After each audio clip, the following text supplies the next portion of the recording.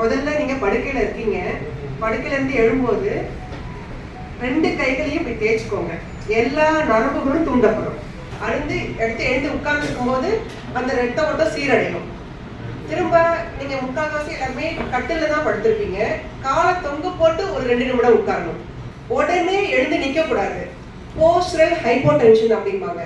டக்குன்னு விழுந்து விட வாய்ப்பு அதிகம். அதனால எழுந்தும் போது எழுந்த உடனே 2 கைகளையும் நல்லா தேய்ச்சிட்டு கட்டில 2 நிமிஷம் உட்கார்ந்துட்டு காலை தொங்க போட்டு 2 நிமிடம் உட்கார்ந்துட்டு அதுக்கப்புறம் எழுந்து நிக்கணும். அப்பதான் நீங்க உடனே எழுந்து நின்றுட்டு முதல்ல என்ன செய்வீங்க? டாய்லெட் போவீங்க. அங்க டாய்லெட்ல போய் மயங்கி விழுந்துட்டாங்க, யாரும் கவனிக்கல அப்படின்னு சொல்லிட்டு சில அசம்பாவிதமும் நடக்கும். நீங்க கவனிச்சு கேள்விப்பட்டிருப்பீங்க. அதை நல்லா தவிர்க்க முடியும். டாய்லெட் டோரை லாக் பண்ண வேண்டாம். டாய்லெட்டை டோரை லாக் பண்ணாம போறது நல்லது. ஏதாவது ஒரு அசம்பாவிதம் அப்படின்னா மற்றவங்க உடனே உதவிக்கு வர்றதுக்கு எளிதாக இருக்கும். சரி, போயிட்டு வெளில வரீங்க. முதல்ல நீங்க டீ காஃபி குடிக்காம தண்ணி குடிச்சுக்கிறது நல்லது. ஹைட்ரேஷன் ரொம்ப முக்கியம். வயசானவங்களுக்கு என்னன்னா தண்ணி குடிக்கணுங்கிறது கூட கொஞ்சம் கொஞ்சமா மறக்க ஆரம்பிச்சிடும். தண்ணி கூட குடிக்க மாட்டாங்க. கண்டிப்பா ஒரு நாளைக்கு 3 லிட்டர் தண்ணி குடிக்கணும். 3 லிட்டர் அளந்து வச்சு குடிக்கிறது நல்லது. இல்ல நான் நல்லா தான் குடிக்கிறேன் அப்படிம்பாங்க. அது அளந்து பாத்தீங்கன்னா அது 1 லிட்டர் 1.5 லிட்டர் தான் இருக்கும். அவங்க குடிக்கிற தண்ணியை அளந்து பாத்தீங்க அப்படின்னா 3 லிட்டர் தண்ணி கண்டிப்பா குடிக்கணும். 5 லிட்டர் வரைக்கும் குடிக்கலாம். ஒரு பாத்திரத்துல அளந்து வச்சுக்கோங்க, அதை குடிங்க. காலையில எழுந்தோடனே ஒரு சொம்பு தண்ணி குடிக்கிறது நல்லது. அது எப்படி குடிக்கலாம்? அந்த நம்ம ரூம் டெம்பரேச்சரோட ஒரு 4 டிகிரி கூடுதலாவோ சூடாவோ 4 டிகிரி கம்மியாவே குடிக்கலாம். அதாவது வெதுவெதுப்பா வெந்நீர் குடிக்கலாம். ஃப்ரிட்ஜ்ல இருந்து எடுத்து ரொம்ப கூலிங்கா குடிக்க கூடாது. தண்ணி ஒரு நாளைக்கு கண்டிப்பா 3 லிட்டர் குடிக்கணும். காலையில எழுந்தோடனே தண்ணி குடிச்சிட்டு ஆரம்பிக்கிறது ரொம்ப நல்லது. டீ காஃபிக்கு முன்னாடி தண்ணி குடிக்கிறது ரொம்ப நல்லது. உடம்புல உள்ள டாக்ஸின்ஸ் எல்லாத்தையும் வெளியேற்றும். 4 டிகிரி சூடாவோ இல்ல 4 டிகிரி கம்மியாவே குடிச்சுக்கலாம். காலையில வெதுவெதுன்னு குடிக்கிறது ரொம்ப நல்லது. ரொம்ப சில் வாட்டர் குடிக்க கூடாது, ரொம்ப சூடாவும் குடிக்க கூடாது. எதையுமே நீங்க வேகமா செய்யக்கூடாது. கட கட கடன்னு அப்படி குடிக்க கூடாது. ஏன்னா இங்கே உள்ள சதைகளும் உங்களுக்கு லேசா வலு விளக்க ஆரம்பிக்கும். அப்ப டக்குன்னு குறைக்கேறவோ உள்ளுக்குள்ள இருக்கு இல்லையா, குறைக்கேறவோ இல்ல மூச்சு அடைக்கிறதுக்கோ வாய்ப்பு இருக்கு. தண்ணி குடிக்கிறது, உணவு விழுங்குறது எல்லாமே நிதானமா செய்யணும். ஓகே, தண்ணி குடிச்சிட்டீங்க. அடுத்து உங்களுக்கு ஏதோ tea coffee boost. Tea coffee பொதுவா அவாய்ட் பண்ணிக்கிறது நல்லது. அதெல்லாம் நரம்பு மண்டலத்தை ரொம்ப அதிகமா தூண்டும். வேற ஏதாவது சூப் குடிக்கலாம், அப்படி இல்லைன்னா கஞ்சி குடிக்கலாம். நம்ம தமிழ் மொழியோட சிறப்பை நல்லா பேசினாங்க. நம்ம உணவு கலாச்சாரத்தையோ உடை கலாச்சாரத்தையோ நீங்க தான் எடுத்து செஞ்சு குடும்பத்துக்கு வழிகாட்டணும். எல்லாருக்கும் உணவு கலாச்சாரத்தையும் விட்டுற வேண்டாம். கஞ்சி அல்லது சூப் அது மாதிரி ஆரம்பிச்சுக்கலாம். இப்போ உணவு பாத்தீங்க அப்படின்னா ஒரு நாளைக்கு 2 வேளை உணவு போதுமானது. இந்த வயசுக்கு அப்புறம் நான்வெஜ் கொஞ்சம் அவாய்ட் பண்ணிக்கலாம். உணவு பாத்தீங்கன்னா ஒரு 8 மணி நேரம் 9 மணி நேரம் இடைவெளி விட்டு சாப்பிடணும். இப்ப காலையில உணவு தயாரிக்கிறாங்க வீட்டுல அப்படின்னா காலையிலேயே ஒரு 10 மணிக்கு இந்த பிராமின்ஸ்லாம் கூட சாப்பிடுவாங்க. அது மாதிரி நீங்க நல்லாவே சாப்பிட்டுக்கலாம். சாதம், குழம்பு, ரசம், மோர் எல்லாம் வச்சு பொரியல்லாம் வச்சு நல்லாவே சாப்பிட்டுக்கலாம். ஒரு 8 மணி நேரம் 9 மணி நேரம் இடைவெளி விட்டு இரவு உணவு 7 மணிக்கு உள்ளர சாப்பிடணும். 7 மணிக்கெல்லாம் இரவு உணவு சாப்பிடணும். அது மாதிரி சாப்பிட்டுக்கோங்க. செரிமான வயசானவங்க பாத்தீங்கன்னா எனக்கு ஏப்பம் வருது, நெஞ்சில நிக்கிற மாதிரி இருக்கு, நெஞ்சு எரியுது அப்படின்னு சொல்லிட்டு உணவு சம்பந்தமான கம்ப்ளைண்ட்ஸ் நிறைய சொல்லுவாங்க. செரிக்கல, அப்படியே நிக்குது அப்படின்னா சொல்லுவாங்க. அதுக்கு நீங்க இருவேளை உணவு கூட நிறுத்திட்டீங்கன்னா ரொம்ப நல்லா இருக்கும். அப்புறம் நேரம் தவறாம சாப்பிடணும். நம்ம உடம்பு தன்னைத்தானே சரி பண்ணிக்கும். நீங்க இன்னைக்கு 9 மணிக்கு சாப்பிடுறீங்க அப்படின்னா நாளைக்கு காலையில 9 மணிக்கு ஹைட்ரோகுளோரிக் ஆசிட் சுரக்க ஆரம்பிச்சிடும் வயிற்றுல. நாளைக்கு காலைல 9 மணிக்கு கரெக்டா உணவை போட்டுருணும் வயிற்றுல. இல்ல மேடம் நான் ஒரு நாளைக்கு 8 மணிக்கு சாப்பிடுவேன், அப்புறம் நான் வேலை செஞ்சுட்டு 10 மணிக்கு 11 மணிக்கு சாப்பிடுவேன். நேரம் தவறி சாப்பிட்டீங்கன்னா உணவு குழாயை சரி பண்ண மாத்திரை மட்டும் போதவே போதாது. நேரம் தவறாம நேரத்துக்கு சாப்பிடணும். அது ரொம்ப முக்கியம். காரமும் புளியும் கம்மி பண்ணிக்கணும். அப்புறம் ஃப்ரிட்ஜில் வச்சு முத நாள் உணவு அது மாதிரிலாம் சாப்பிடவே கூடாது. உணவு சமைச்சு 2 மணி நேரத்துக்குள்ள சாப்பிடணும். இப்ப காலையில சமைக்கிறீங்க அப்படின்னா அதை 2 மணி நேரத்துக்குள்ள சாப்பிடுறது ரொம்ப சிறப்பு. அதை மறுநாள் வச்சிருந்து அடுத்த நாள் தான் கண்டிப்பா யாருமே சாப்பிடக்கூடாது, நீங்க கண்டிப்பா சாப்பிடக்கூடாது. அதே மாதிரி இட்லி மாவு அரைச்சு வச்சுட்டு 10 நாளைக்கு நான் இட்லி தோசையே சாப்பிட்றேன், அது மாதிரியும் செய்யக்கூடாது. ஒரு நாள் கம்பங்கூழ் குடிக்கலாம். வெயில் காலத்துல கம்பங்கூழ் வந்து குளிர்ச்சி, கம்பங்கூழ் குடிக்கலாம். மழை காலத்துல கேழ்வரகு கூழ் வந்து கொஞ்சம் சூடு, அது வெயில் காலத்துல குடிக்கலாம். சத்து மாவு கஞ்சி குடிக்கலாம்.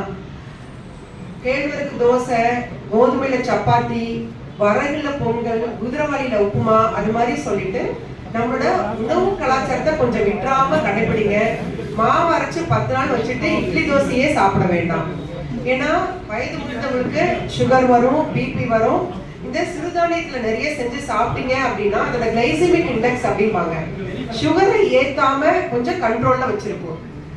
உணவு 2 வேளை சாப்பிட்டுக்கோங்க. காலையில ஒரு தடவை, இரவு 7 மணிக்குள்ள உணவு, 7 மணிக்கெல்லாம் உணவு சாப்பிட்டுருங்க. தண்ணி ஒரு நாளைக்கு 3 லிட்டர் குடிக்கணும் அப்படின்னு. காலையில எழுந்ததுல இருந்து சாயந்தரம் 5 மணி 6 மணி வரைக்கும் நிறைய தண்ணி குடிங்க. லேட் நைட்லாம் ரொம்ப தண்ணி குடிச்சிட்டு இரவு அடிக்கடி எழுந்துக்க வேண்டாம், படுக்கையில இருந்து எழுந்துக்க வேண்டாம். அது மாதிரி பார்த்துக்கோங்க. புரதச்சத்து நிறைஞ்ச உணவு, iron rich diet, protein rich diet, iron rich diet. சுண்டல், சத்துமாவு கஞ்சி, இதெல்லாம் ஒரு சுண்டல் சாப்பிடலாம். கருப்பு கொண்டக்கடலை, பட்டாணி, மொச்சை, தட்டைப்பயிறு மாதிரி சொல்லிட்டு பார்த்துக்கோங்க. வாரத்துல ஒரு 2 நாள் 3 நாள், ஏன்னா எனக்கு கேஸா இருக்கு அப்படின்னு சொல்லிட்டு சொல்லுவாங்க, ஒரு 2 நாளைக்காவது சுண்டல் சாப்பிட்டு 2 நாள் சத்துமாவு கஞ்சி, 2 நாள் கூழ், அது மாதிரி கலந்து சாப்பிடலாம். உணவு சொல்லிட்டு அப்புறம் ஒரு முக்கியமான விஷயம், காலை எழுந்த உடனே எக்ஸசைஸ் பண்ணணும். நீங்க எக்ஸசைஸ் வந்து வாக்கிங் போகலாம். வாக்கிங் வந்து 1/2 மணி நேரத்துல இருந்து 1 மணி நேரம் போகலாம். மூச்சிறைக்க மேடம் சொல்லிட்டாங்க அப்படின்னு மூச்சிறைக்க வேகமா நடக்கக்கூடாது, இயல்பா நடக்கணும். முதல்ல 1/2 மணி நேரம் வாக்கிங் போக ஆரம்பிங்க. அப்புறம் 3/4 மணி நேரம் 1 மணி நேரமா அதிகப்படுத்திக்கலாம். உங்க உடம்பு தன்னை சரி பண்ணிக்கும், ஸ்பீடும் அதுவாகவே இம்ப்ரூவ் பண்ணிக்கும். பொதுவா இயல்பா மூச்சரிக்காம நடந்தா போதும் வாக்கிங். அப்புறம் ஸ்ட்ரெச்சிங் எக்ஸசைஸ் கண்டிப்பா பண்ணணும். சில பேருக்கு என்ன செய்யும் அப்படின்னா, இப்படி நம்ம நின்றுட்டே இருக்கோம் அப்படின்னா அந்த ஃபிளெக்ஷன் போர்ஷனே இருக்கும். அப்போ கையை இப்படி நீட்டி மடக்கிறது அப்படின்னா இதுல ஃபிளெக்ஷனும் வந்துடும், எக்ஸ்டென்ஷனும் வந்துடும். கை பின்னாடியே போகணும், காலும் முன்னாடி வரணும், பின்னாடி போகணும். எல்லா, அதாவது ஸ்ட்ரெச்சிங் எக்ஸசைஸ். கையை மேல தூக்கி இறக்குறது, அது மாதிரி கழுத்தை இப்படி திருப்புறது, குனிஞ்சு நிமிர்றது, அப்படி ஒவ்வொரு பகுதிக்கும் ஸ்ட்ரெச்சிங் எக்ஸசைஸ் சிம்பிளா இருக்கும். ஸ்கூல் குழந்தைங்களுக்கு ஸ்போர்ட்ஸ்க்கு முன்னாடி சொல்லி கொடுப்பாங்க இல்லையா, வார்ம் அப் எக்ஸசைஸ் சொல்லி கொடுப்பாங்க இல்லையா, கை காலை நீட்டி மடக்கிறத கவனிச்சிருப்பீங்க நீங்க. அது மாதிரி ஸ்ட்ரெச்சிங் எக்ஸசைஸ் பண்ணிக்கலாம்.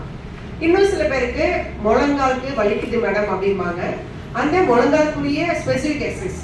அப்புறம் ஷோல்டர் சில பேருக்கு வலிக்குது, கழுத்து வலிக்குது அப்படின்னு சொல்லுவாங்க, ஏஜ் ரிலேட்டடா, அந்த ஸ்பெசிபிக் எக்ஸசைஸையும் பண்ணிக்கலாம். காலை எடுத்து தண்ணி குடிச்சிட்டு நீங்க இருக்கீங்க இல்லையா, அப்போ வாக்கிங் போய்க்கணும், எக்ஸசைஸ் பண்ணிக்கணும், ஸ்ட்ரெச்சிங் எக்ஸசைஸ். இன்னும் கொஞ்சம் நல்லா வெயிட் லிஃப்டிங் பண்ண முடியும் அப்படின்னு நினைச்சீங்கன்னா சின்ன சின்ன வெயிட் லிஃப்டிங் எக்ஸசைஸ் பண்ணலாம். அது என்னன்னா எலும்புகளை இன்னும் கூடுதலா வலுவாக்கும். அதனால வெயிட் லிஃப்டிங் எக்ஸசைஸும் பண்ணிக்கலாம், சிம்பிள் யோகாசனாஸ் பண்ணிக்கலாம். வாக்கிங் போகணும், ஸ்ட்ரெச்சிங் எக்ஸசைஸ் பண்ணணும், சிம்பிள் யோகாசனாஸ் பண்ணிக்கலாம். வெயிட் லிஃப்டிங் பண்ணினீங்க அப்படின்னா உங்களோட தசைகளும் எலும்புகளும் கூடுதல் வலுவாகும். ரொம்ப ஹெவி வெயிட் கிடையாது, மைல்டா வெயிட் லிஃப்டிங் எக்ஸசைஸ் பண்ணிக்கலாம். உணவு சொல்லிட்டேன். அடுத்தது இயர்லி கண்டிப்பா நீங்க வந்து மாஸ்டர் செக்அப் பண்ணிக்கணும். மாஸ்டர் செக் வந்து பாத்தீங்கன்னா மல்டி ஸ்பெஷாலிட்டி ஹாஸ்பிட்டல்லாம் ஒரு 5000 கட்டினீங்க அப்படின்னா எல்லா செக்கப்பும் பண்ணுவாங்க. ஹீமோகுளோபின் பார்ப்பாங்க, பார்த்துட்டு அதுல ரத்தம் கம்மியா இருந்தது அப்படின்னா ரத்த சோகையை நம்ம கரெக்ட் பண்ணிக்க முடியும். சுகர் பார்த்துட்டு சுகருக்கு ட்ரீட்மெண்ட் பண்ணிக்க முடியும். கொலஸ்ட்ரால் பார்ப்பாங்க, தைராய்டு பார்ப்பாங்க. அதுலயே வந்து கிட்னி நல்லா வேலை செய்தா அப்படின்னு சொல்லிட்டு கிட்னி டெஸ்ட்டுக்கு யூரியா கட்டிங் பார்ப்பாங்க. கல்லீரல் நல்லா வேலை செய்தா அந்த டெஸ்ட் பார்ப்பாங்க. பெண்களுக்குரிய ஹார்மோன் டெஸ்ட் பார்ப்பாங்க. அதாவது மாஸ்டர் செக்கப்ல பெண்களுக்கு வந்து 2 விதமான புற்றுநோய், மார்பக புற்றுநோய், பிறப்புறுப்பு சர்வைக்கல் கேன்சர் அப்படிம்பாங்க, அந்த 2 கேன்சர் பார்ப்பாங்க. ஆண்களுக்கு ப்ராஸ்டேட் கேன்சர்னு இருக்கு. சிறுநீர் கழிக்கையில பிரச்சனை இருக்கும்போது அவங்களுக்குரிய டெஸ்ட்டை பண்ணிடுவாங்க. சிறுநீர் கழிக்கிற அவங்க என்னன்னா சிறுநீர் கழிக்க சிரமப்படுவாங்க. ப்ராஸ்டேட்ல வீக்கம் இருக்கும். அந்த வீக்கத்தை நம்ம டெஸ்ட் பண்ணி கண்டுபிடிச்சிக்க முடியும். ப்ராஸ்டேட் டெஸ்ட் பண்ணுவாங்க. மாஸ்டர் ஹெல்த் செக்அப்ல வந்து ஜென்ஸ்க்கு ப்ராஸ்டேட் வந்து கண்டிப்பா செக் பண்ணிக்கணும். வயிறை ஸ்கேன் பண்ணுவாங்க. இதயத்தை எக்கோ எடுப்பாங்க. இசிஜி எக்கோ எடுப்பாங்க. செஸ்ட் எக்ஸ்ரே எடுப்பாங்க. இதெல்லாம் மாஸ்டர் செக்அப்ல ஃபுல்லா எல்லாமே வந்துடும். கூடுதலா தேவை, எனக்கு அடிக்கடி நெஞ்சு வலி வருது, எக்கோ இசிஜி எல்லாமே நார்மலா இருக்கலாம், அதுக்கும் மேலே நெஞ்சு வலி வருது அப்படின்னா சிடி ஆஞ்சியோகிராம்னு சொல்லிட்டு பண்ணுவாங்க. இதயத்துல உள்ள ரத்த குழாய்கள்லாம் நல்லா இருக்குதா, அடைப்பு இல்லாம இருக்குதா அப்படின்னு சொல்லிட்டு கையில ஒரு இன்ஜெக்ஷன் போட்டு சிம்பிளா பண்ணிடுவாங்க. அது ரொம்ப கஷ்டமான இருந்த ப்ரொசீஜர்லாம் மாறி இப்போ ரொம்ப சிம்பிளிஃபை ஆயிடுச்சு. அப்புறம் சிடி கால்சியம் டெபாசிஷன் பண்ணுவாங்க. இது ரெண்டும் ரொம்ப எளிமையா இதயத்துல இருக்க அடைப்புகளை பார்க்குற டெஸ்ட். இதெல்லாம் வருடாந்திர மாஸ்டர் செக்அப்ல நீங்க கண்டிப்பா பண்ணிக்கணும். பண்ணிட்டு அதுக்குரிய ட்ரீட்மெண்ட் நீங்க கண்டிப்பா எடுத்துக்கணும். சுகர் இருந்தாலோ, பிபி இருந்தாலோ, தைராய்டு இருந்தாலோ, இதய பிரச்சனை இருந்தாலோ, உங்களால அடிக்கடி போக முடியாட்டாலும் வருஷத்துக்கு ஒரு 4 தடவை டாக்டரை பார்த்து 3 மாதங்களுக்கு ஒரு முறையாவது, சார் என்னால அடிக்கடி வர முடியாது, இல்ல 2 மாதத்துக்கு ஒரு முறையாவது மெடிசின்ஸை வாங்கி கரெக்டா சாப்பிடணும். அப்புறம் ஏஜ் ஸ்பெசிபிக் ஹெல்த் செக்அப் இருக்கு. கண்ணை செக் பண்ணிக்கணும். கேட்ராக்ட் இருந்தா கேட்ராக்ட் ஆப்ரேஷன் பண்ணிக்கணும். கண்ணை செக் பண்ணி படிக்கிறதுக்கு தூரத்துல வரது தெரியறதுக்கு உள்ள ஸ்பெக்ஸை கரெக்டா போட்டுக்கணும். காது சரியா கேட்கல அப்படின்னா ஹியரிங் எய்டு வாங்கி வச்சுக்கணும். ஏன்னா ரோட்ல நடந்து போறீங்க, வீட்டுல என்ன செய்வாங்க, கூட இவங்களும் சத்தமா பேசுவாங்க, கூட இருக்கவங்களும் சத்தமா பேசுவாங்க. ஆனா ரோட்ல போடும்போது நமக்கு வந்து கவனக்குறைவு ஏற்பட வாய்ப்பு இருக்கு. அதனால கண் செக்அப், காது செக்அப், இதெல்லாம் ஏஜ் ஸ்பெசிபிக். முழங்கால் வலி, அப்படி கழுத்து வலி, முதுகு வலி அப்படின்னா ஆர்த்தோவோ நியூராலஜிஸ்டோ பார்த்து கரெக்டா செக் பண்ணிக்கணும். ஒண்ணுமே இல்லை, ஆரம்ப ஸ்டேஜ்ல கொண்டு போய் செக் பண்ணிட்டு அதுக்குரிய எக்ஸசைஸ், பிசியோதெரபி, ஐஎஃப்டி, ரொம்ப நாள் முதுகு வலிக்குது அப்படிம்பாங்க, நீங்க போய் பாருங்கன்னு ரொம்ப அவங்களை வந்து பிடிச்சு தள்ளணும். அப்பதான் போய் பார்ப்பாங்க. பார்த்துட்டு ஒரு ஐஎஃப்டி ஒரு 4 தடவை வச்சுட்டு ஒரு 2 பிசியோதெரபி ஸ்ட்ரெச்சிங் எக்ஸசைஸ் பண்ணிட்டாங்க அப்படின்னா அந்த முதுகு வலி காணாம போயிடும். அது போக மாட்டாங்க. வலிக்குதுன்னு அது அதிகமா அந்த மசில் ஸ்டிஃபன் ஆயிடும் இல்லையா, அப்படியே கெட்டியமா போயிடும். அது வரைக்கும் அதை விட்டுடுவாங்க. அது மாதிரி நம்ம ஏர்லியரா இன்டர்வென்ஷன் பண்ணீங்க அப்படின்னா அந்த தசையெல்லாம் இலகுவாகி அந்த வலி குறைஞ்சிரும். அதனால ஸ்பெசிபிக்கா எந்த டாக்டரை பார்க்கணுமோ, கண்ணையோ காதையோ இல்ல வந்து முதுகு தண்டுமடத்தை வந்து ஆர்த்தோ டாக்டரை காமிக்கணும், முழங்காலம் காமிக்கணும், கழுத்தை வந்து நியூராலஜிஸ்ட் காமிக்கணும் அப்படின்னா அதை ஸ்பெசிபிக்கா வந்து அந்த இதை வந்து பண்ணிக்கணும். அடுத்தது வந்து செக்அப் வந்து கரெக்டா பார்த்துக்கணும். ஸ்லீப், நைட்டு தூங்குறது நல்லா ஒரு 8 மணி நேரம் நல்லா தூங்குற மாதிரி பார்த்துக்கோங்க. மத்தியானத்துல ஓய்வு எடுக்கிறதுனா கொஞ்சம் 1 மணி நேரம் அது மாதிரி. ஏன்னா மத்தியானம் ரொம்ப தூங்கிட்டீங்கன்னா நைட்டு தூக்கம் வராம கஷ்டப்படுவீங்க. அதனால வந்து நைட்டு வந்து நல்லா சவுண்ட் ஸ்லீப் நல்லா தூங்கிக்கோங்க. மத்தியானம் தூக்கத்தை வந்து கம்மி பண்ணணும். அப்பதான் நைட்டு நல்லா தூங்க முடியும். இல்லைன்னா தூக்கம் வராம கஷ்டப்படுவீங்க. இன்னொரு விஷயம் சொல்றேன், பர்சனல் ஹைஜீன். இதுல ரொம்ப முக்கியமா நீங்க வந்து உங்களையும் உங்க வீட்டையும் எப்படி பராமரிக்கணுமோ அது மாதிரி பராமரிச்சுக்கோங்க. இப்போ வந்து தண்ணி நிறைய குடிக்கணும், டெய்லி குளிக்கணும், அப்புறம் நகெல்லாம் நல்லா கட் பண்ணிக்கணும். பாதம், இப்ப சுகர் இருந்தது அப்படின்னா உங்க பாதத்தை டெய்லி நீங்களே பார்த்துக்கணும். பாதத்துல ஏதாவது காயம் வந்துருச்சா, உடம்புல ஏதாவது காயம் வந்துருச்சா அப்படின்னு சொல்லிட்டு நீங்க செக் பண்ணிக்கணும். ஏதாவது காயம் அப்படின்னா உடனே கொண்டு போய் டாக்டர்கிட்ட காமிச்சுக்கணும். நீங்க உங்களை நீங்க செக் பண்ணிக்கணும். நார்மலா நீங்க சுய பிரதர்சனை செஞ்சுக்கலாம். பாதத்தை டெய்லி பார்க்கணும். சுகர் உள்ளவங்க டெய்லி உங்களோட பாதத்தை நீங்க பார்க்கணும். அதே மாதிரி நீங்க வந்து பாதத்தை பாக்குறேன் அப்படின்னு சொல்லிட்டு காலை தூக்கி பார்க்க கூடாது. சேர்ல நல்லா உட்கார்ந்துக்கணும். ஒரு கண்ணாடிய காலுக்கு அடியில வச்சுட்டீங்க, பாதத்துக்கு அடியில வச்சுக்கிங்கன்னா உங்க பாதம் அந்த கண்ணாடியில தெரியும். அப்படி மடக்கிலாம் உங்களால பார்க்க முடியாது. உங்க காலில் ஏதாவது மாற்றம் இருந்ததுன்னா உடனே டாக்டர்கிட்ட கொண்டு போய் காமிக்கணும். ஃபுட்டை நல்லா கேர் பண்ணி வச்சுக்கணும். ரொம்ப முக்கியமான விஷயம், காட்டன் ட்ரெஸ் போட்டுக்கோங்க. 100% காட்டன் ட்ரெஸ். இங்க நிறைய பேர் சிந்தட்டிக் போட்டிருக்கீங்க.